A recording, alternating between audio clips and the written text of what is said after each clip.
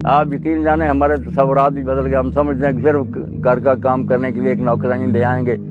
نہ، اللہ کے پاک رسول علیہ السلام کی جاب حدیث پڑھتے ہیں. حضور نے فرمایا ذات تزوج العبد فقد استکمل نصف. جب شادی ہوتی ہے بچے بچی کی تو اس کا آدھا دین مکمل ہو جاتا ہے. فلیتق اللہ فی نصف. باقی آدھے دین کی فکر کرے، یعنی نماز، روزہ، حج، زکات، جہاد، سارے وہ آدھے دین میں چلے گئے. اس کو تنہا فرمایا یہ آدھا دین. اور اسی لیے اللہ کے رسول علیہ السلام سے جب لوگوں نے کہا کہ میرے پاس ایک دینار ہے، سونے کا سکہ ہوتا ڈالر سمجھ لیں، وہ جہاد فی سبیل اللہ میں دے دوں، ایک دینار سے غلام آزاد کروں، ایک مسکین کو دے دوں، اور ایک میں اپنی بیوی اور بچوں پر خرچ کروں. ایھا مدن عند اللہ، اللہ کے نزدیک ان میں سے سب سے زیادہ ثواب کس کا؟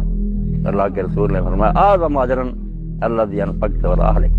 تو نے اپنی بیوی پر جو خرچ کیا وہ اللہ کے ہاں سب سے زیادہ اس کا جہاد، غلام آزاد کرنا. اسی لیے نبی علیہ السلام نے فرمایا جو اپنے بال بچوں کو حلال کما کر کھلاتا ہے اللہ تعالیٰ اس پر بھی فرشتوں کو حکم دیتا ہے کہ صدقہ لکھ دے، صدقہ کا ثواب بھی اس کو دو، حالانکہ پال اپنے بچے رہا.